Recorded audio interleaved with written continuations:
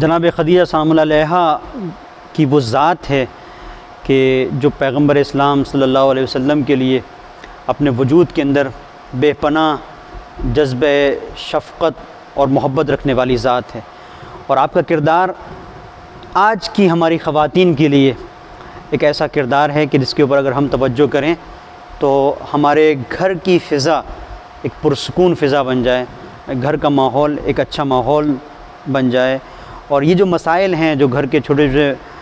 Issues جو ہوتے ہیں پھر وہ جو بڑے مسائل بن جاتے ہیں، پھر معاملہ طلاق تک پہنچتا ہے، یہ نہ ہو۔ میں ایک نمونے کی طرف اشارہ کروں گا اور اس کی طرف چاہوں گا کہ ہم اگر توجہ کریں، اور خاص طور پر ہماری مائیں بہنیں اگر توجہ کریں تو یہ توجہ گھر کی خوشحالی کا سبب ہوگی۔ جناب خدیجہ سلام اللہ علیہا کے کردار کے سلسلے سے مختلف باتیں ہو سکتی ہیں۔ ایک منزل جناب خدیجہ کے سلسلے سے یہ ہے کہ 400 سے زیادہ آپ کے خادم ہیں اور تجارت کرنے والے مختلف افراد ہیں۔ 4 ملکوں سے آپ کی تجارت ہوتی ہے، حبشہ ہے، یمن ہے، مصر ہے، اور افریقہ کے بعض علاقے ہیں کہ جہاں سے آپ کی تجارت ہوتی ہے۔ نہ جانے کتنے ایسے لوگ ہیں۔ ایک سرمایہ ہے، ملکۃ العرب کہا جاتا ہے آپ کی شخصیت کو، اور اس وزنی شخصیت کے بعد، اس معتبر شخصیت کی پہچان بنا لینے کے بعد آپ کا انداز یہ ہے کہ جب پیغمبر آتے ہیں تو آپ کسی خادمہ سے نہیں کہتی ہیں کہ جا کے دروازہ کھولو، کسی کنیز سے نہیں کہتی ہیں، اور آپ یہ دیکھیں کہ ایسا نہیں ہے کہ آپ مصروف نہیں ہیں۔ آج کل کی ہم سب کی جو زندگی ایک مصروف زندگی گزر رہی ہے،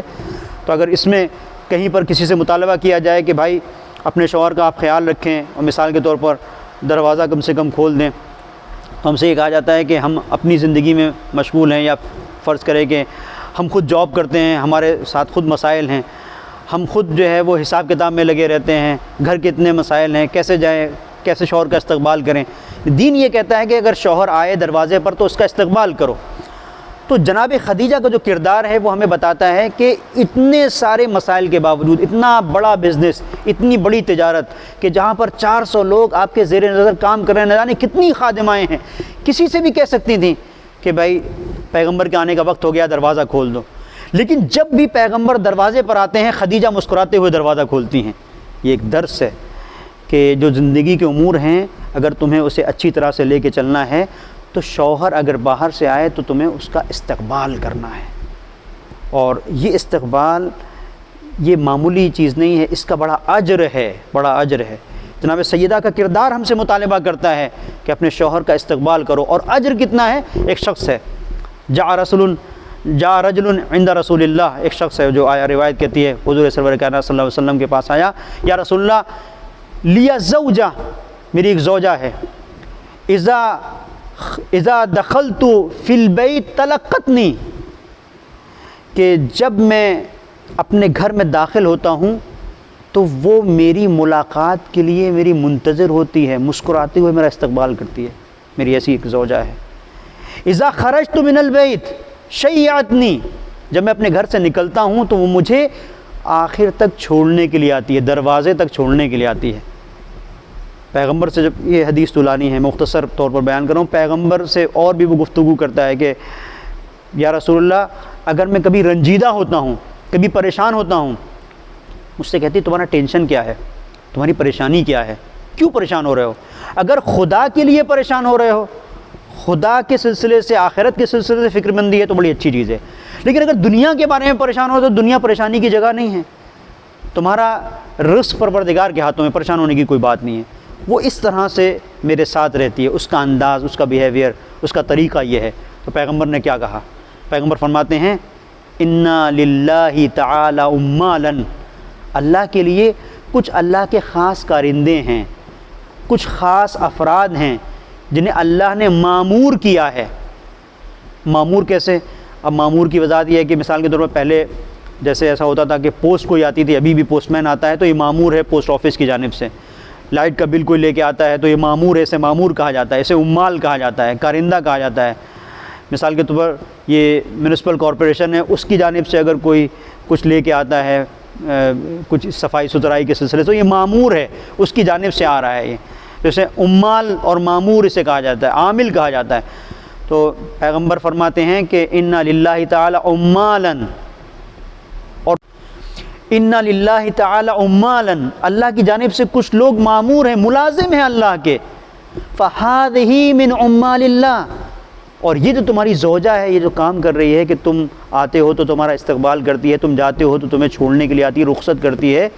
یہ اللہ کی جانب سے ملازم ہے۔ اور پھر اس کے بعد جو منزل ہے فَلَهَا نِصْفُ أَجْرِ الشَّهِيدِ، اسے ایک شہید کو جتنا اجر دیا جائے گا اس کا آدھا اجر اس کا ہے۔ تو یہ معمولی بات نہیں ہے کہ اتنا خیال رکھنا، آدھا اجر سے دیا جائے گا۔ کیوں دیا جائے گا؟ یہ وہ سیرت ہے جو سیرت جناب خدیجہ ہے۔ اب ہم یہ نہیں کہہ سکتے کہ ہم اتنے مسائل میں گرفتار ہیں، اتنی پریشانیوں میں، ہمیں اتنے گھر کے مسائل ہیں۔ جناب خدیجہ سے زیادہ تھوڑی نہیں مسائل تھے، ان سے زیادہ گرفتاریاں، ان سے زیادہ پریشانیاں تھوڑی نہیں تھیں۔ کہیں پہ کوئی آیا ہے بھئی اتنا پیمنٹ ہونا تھا وہ نہیں ہوا، اتنا پیمنٹ ڈیلے ہو رہا ہے، کہیں پر یہ مال جو ہے وہاں پر پہنچا تھا مثلا خراب ہو گیا، اس کا کیا کرنا ہے، کہیں کوئی کہہ رہا ہے کہ انبار میں کہ جہاں پر ہم مال رکھتے ہیں وہاں پہ مشکل پیدا ہو گئی ہے۔ یہ سارے مسائل، ان سب کو ڈیل کرنا، اور یہ ساری چیزیں اپنی جگہ پر۔ آج بہت ساری ایسی خواتین ہیں جو گھروں میں خالی ہیں، خالی ہونے کے باوجود بھی کوئی کام نہیں، صرف گھر کی ذمہ داریاں ہیں، لیکن یہ چیز نہیں ہے ان کے وجود میں۔ یہ مطالبہ شریعت ہے، جسے شریعت کے مطالبے کے طور پر دیکھا، وہ سمجھتے ہیں نماز پڑھنا، نماز شب پڑھنا یہ مستحب ہے، مثال کے طور پر